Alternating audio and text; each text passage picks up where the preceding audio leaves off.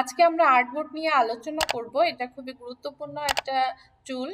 মূলত আমরা যে কোনো ডিজাইনই করতে যাই না কেন, সব ডিজাইনই আমাদেরকে আর্টবোর্ডের উপরে করতে হবে। তো এই যে এখানে দেখতে পাচ্ছেন, এই যে আর্টবোর্ড, আর্টবোর্ডের শর্টকাট হচ্ছে Shift+O। তো আর্টবোর্ড সম্পর্কে বিস্তারিত আলোচনার আগে ট্রায়াঙ্গেল আইটি সলিউশনের পক্ষ থেকে সবাইকে স্বাগত জানাচ্ছি। সাধারণত আমরা যখন কোনো কাজ করতে যাই তো তখন নতুন একটা ডকুমেন্ট নেওয়ার প্রয়োজন হয়। সেই ডকুমেন্টের জন্য আমাদেরকে কি করতে হয়, যে ফাইলে গিয়ে নিউতে গেলে একটা বক্স আসে।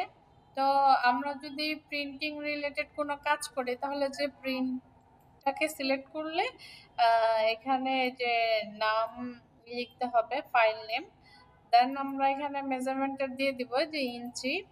আর এখানে ডিফল্ট হিসেবে একটা সাইজ দিয়ে নিয়েছে, কারণ এখানে লেটারটাকে সিলেক্ট করা আছে, তো এটাই থাক।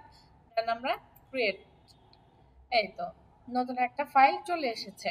এখন এই যে যে আর্টবোর্ডটা নিয়েছি, এখন মনে হচ্ছে যে না, এই আর্টবোর্ডের যে সাইজটা নিয়েছে এটা বড় হয়ে গিয়েছে, আমার ছোট করার দরকার।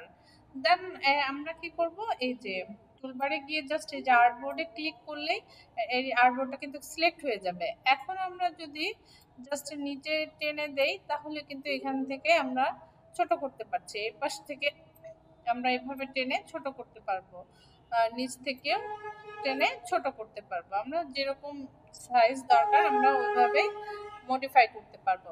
অথবা এই যে এখানে দেখুন, এখানেও শো করছে দরকার, আমার দরকার ধরলাম আমার 10 ইঞ্চি দরকার, তাহলে আমি 10, এখানে 10 দিচ্ছি। আর আমার হাইটটা দরকার হচ্ছে সাপোজ 20, ওকে করে দিচ্ছি।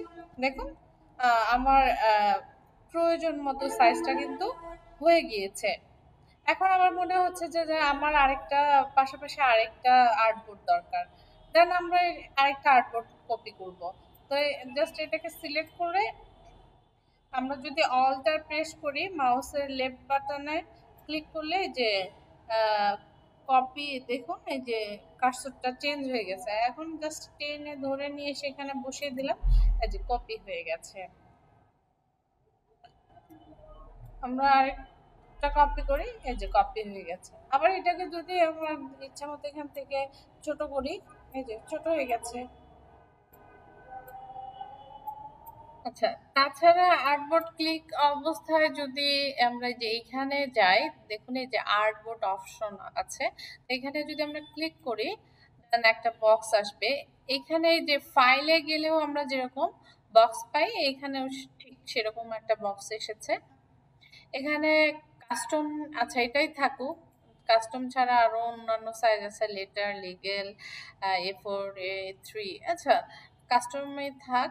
দেন এখানে উইথ, আচ্ছা আমাদের বিজনেস কার্ডের জন্য উইথ লাগে 3.5, আর হাইট হচ্ছে 2 ইঞ্চি, এটাই রাখি। আর অবশ্যই এটা আপনাদের ল্যান্ডস্কেপ রাখতে হবে,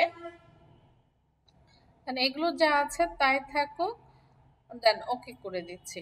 দেখুন এখানে যে সাইজটা ছিল এটা আমার পছন্দ মতো সাইজে চলে এসছে। এখন আমরা কিন্তু এটাতে সুন্দর বিজনেস কার্ড বা ভিজিটিং কার্ড তৈরি করতে পারবো। এটাকে যদি কপি করতে চাই দেন অল্টার চেপে মাউসের লেফট বাটন ক্লিক করে ধরে জাস্ট টেনে ড্র্যাগ করে এনে আমরা এখানে বসিয়ে দিচ্ছি। তাহলে কিন্তু ওই যে আমরা যখন বিজনেস কার্ড তৈরি করব, এপিঠ ওপিঠ উভয় সাইড কিন্তু তৈরি করতে পারবো।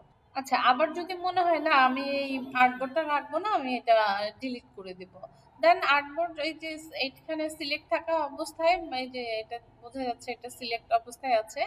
তো এই সিলেক্ট অবস্থায় আমরা যদি যে ল্যাপটপের ডিলিট অপশনে আমরা প্রেস করি দেন এটা কিন্তু ডিলিট হয়ে যাবে, এই তো। আচ্ছা, আর আমরা সবসময় খেয়াল রাখবো যে এখানে যে অটোমেশন এটা না রেখে আসলে এসেনশিয়াল ক্লাসিকে রাখলে সবগুলো টুল দেখা যাবে। তো এই যে দেখুন আর্টবোর্ড এখানে রয়েছে।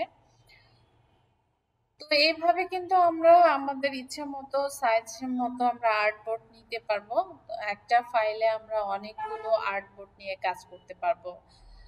তো আজকের মতো আলোচনা এখানেই শেষ করছি। ভিডিওটি ভালো লেগে থাকলে লাইক, শেয়ার, কমেন্ট করুন। চ্যানেলে সাবস্ক্রাইব করে আমাদের সাথেই থাকুন। ধন্যবাদ সবাইকে।